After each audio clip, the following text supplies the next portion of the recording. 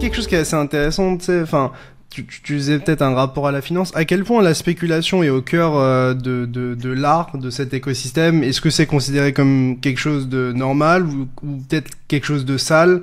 Parce que en fait, t'as le côté à la fois artistique et puis à la fois t'as aussi comment on finance les artistes. Et donc, je suppose que c'est là où la spéculation rentre en jeu. Voilà, comment ça se passe dans l'industrie de l'art en général? Est-ce que la spéculation c'est vu de manière plutôt positive ou négative? Et est-ce que tu vois une grosse différence avec ce qu'on voit par exemple dans l'écosystème NFT? Bah, tu sais, t'as ce bouquin là je crois que je me souviens plus du nom complet du gars, mais May là, la Bitcoin et la fin de la taboo money, tu vois. Et c'est vrai qu'il y a une sorte de tabou sur l'argent, comme il peut y avoir en France, notamment sur l'argent. Et il y a des bouquins comme notamment Talking Price qui montrent bien en fait la dualité de ça, où en fait dans le monde de l'art traditionnel, tout le monde prétend ne jamais parler d'argent. Mais en réalité, dès qu'on commence vraiment à discuter, on parle que de fric, tu vois. Et il y avait cet exemple dans ce bouquin-là, la traduction, c'est le mec fait une interview avec... Pourquoi c'est des milliardaires qui possèdent ces hôtels d'enchères, etc., quoi. Ce Ah serait... bah ça j'ai ma petite théorie dessus, notamment, c'est que aux US, quand t'es millionnaire, t'as gagné le respect des gens, parce que soi-disant, ça va, t'as réussi ta vie, donc voilà, t'es forcément un mec intelligent, machin, etc. En T'as make France, it, t'as une ouais, réussite, ouais. voilà. En France, tu peux avoir plein d'argent, ça fait pas de toi quelqu'un d'important dans la société par nécessité, quoi. Il y a beaucoup d'importance en France du capital culturel, du capital social, et en fait, quand ces milliardaires-là, ils achètent ce genre de Qu'est-ce que tu fais de boîte, ton argent? c'est plus un investissement dans leur capital social et culturel que qu'un investissement financier, tu vois. Je pense pas qu'ils tirent des profits énormes de ces boîtes-là, ces milliardaires-là, bien au contraire, mais c'est des activités qui t'intéressent d'avoir quand Louis Vuitton a sa fondation à Boulogne, c'est aussi pour pouvoir avoir un impact culturel, pour pouvoir avoir gagné on va dire des galons grâce à ça. Et c'est la théorie de Bourdieu, tu sais, t'as le capital social, hein, financier et culturel. Et les gens qui ont un gros capital financier tendent à essayer d'acquérir du capital social et culturel pour, on va dire, compenser ou équilibrer.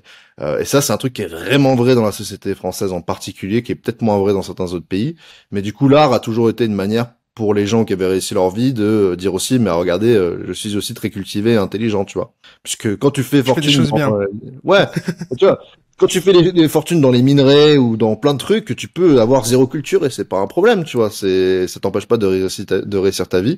Mais il y a des fois, je suppose que quand t'atteins des certains niveaux sociaux, des choses comme ça, t'as envie, tu vois, aussi d'être respecté par des intellectuels, par des choses comme ça. Et il y a cette logique-là qui rentre beaucoup en compte dans l'acquisition d'art, notamment chez les grandes fortunes. Mais en tout cas, voilà, il y a une sorte de paradoxe dans le monde de l'art où en effet l'argent est omniprésent, mais en même temps on fait tout pour le gommer.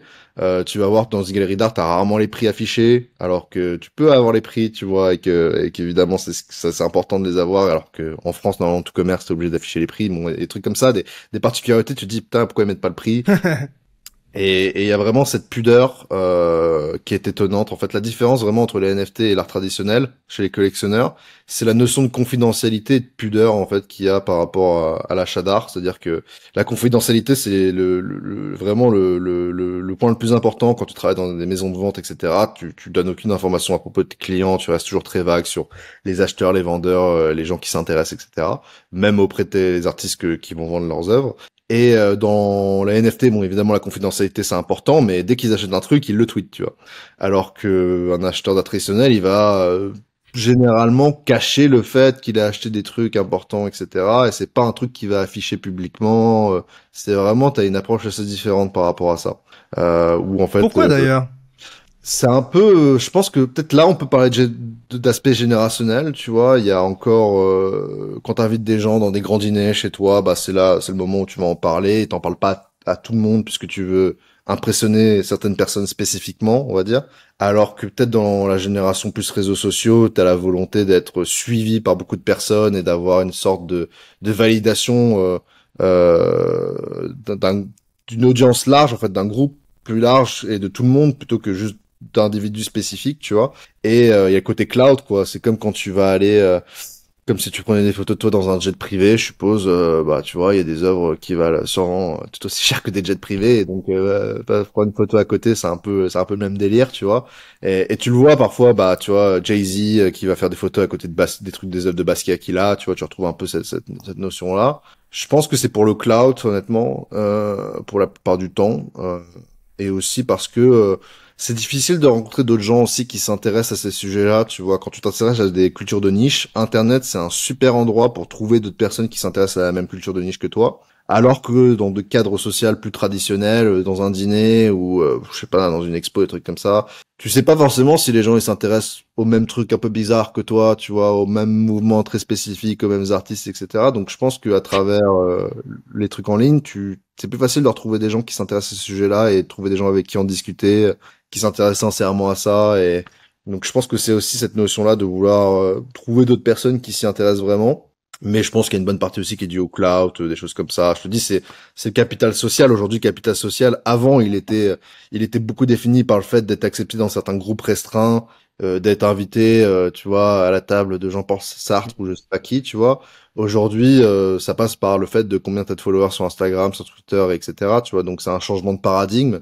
Et je pense que ce changement de paradigme-là, du coup, il impacte aussi la manière dont les gens ils communiquent sur le fait d'acheter certaines œuvres d'art ou non, tu vois. Mais typiquement, tu vois, l'œuvre la plus chère au monde, Salvador de Au Mundi, final, c'était pas, on savait au pas fi- qui c'était. Ça a été fuité le fait que c'était le prince je crois de l'Arabie Saoudite, des choses comme ça. Tu mais au final, c'est un peu ce qu'on retrouve avec les Bored Ape. Appartenir à un groupe et avoir un statut social qui fait que, ah, ce mec-là fait partie des Bored Ape, il est dans le Bored Ape Yacht Club, ça doit être quelqu'un d'important. Il y a aussi ça qui reste et dans cette culture où tout le monde peut tout flex, le fait de faire partie d'un groupe, c'est aussi un élément qui ressort et qu'on avait moins jusque-là et qu'on retrouve aussi avec les NFT d'une certaine manière. Après, toutes les communautés NFT n'ont pas cette vocation de prestige social, etc. Et je pense que c'est là où vraiment Bored Ape et même la partie crypto, enfin la collègue CryptoPunk a fait la différence.